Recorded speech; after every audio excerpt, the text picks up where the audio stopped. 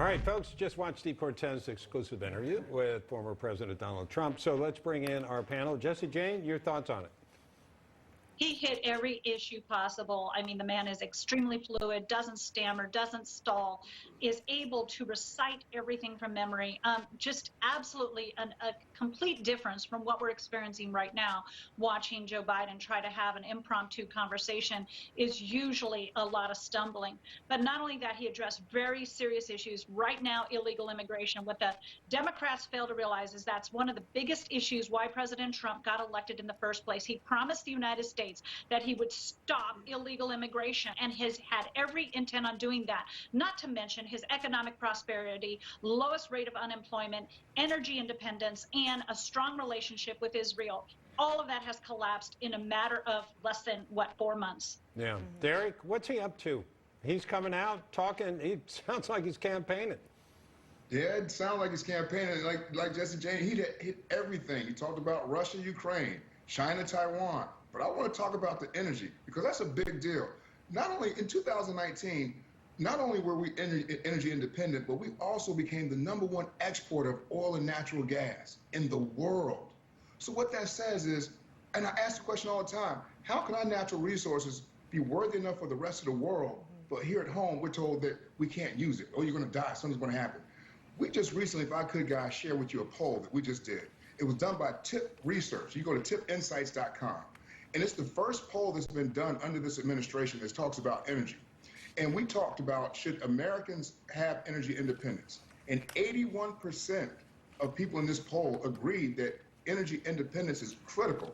And we polled Democrats, Republicans, independents, conservatives, and liberals on this poll. In addition to that, we also asked about impact assessments. And 72% of Americans believe that we should have impact assessments before any legislation is passed, especially. In other words, how much is it going to cost? What impact would that have, correct?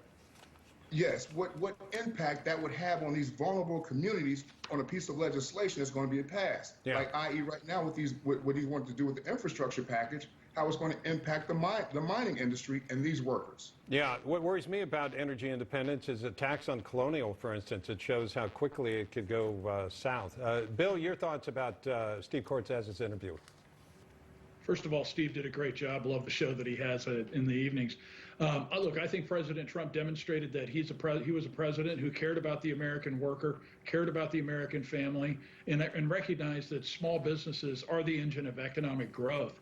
And when you contrast that with some of the policies that the Biden administration has put in place to basically stifle those efforts and to keep American unemployment high, and to really, make America less strong.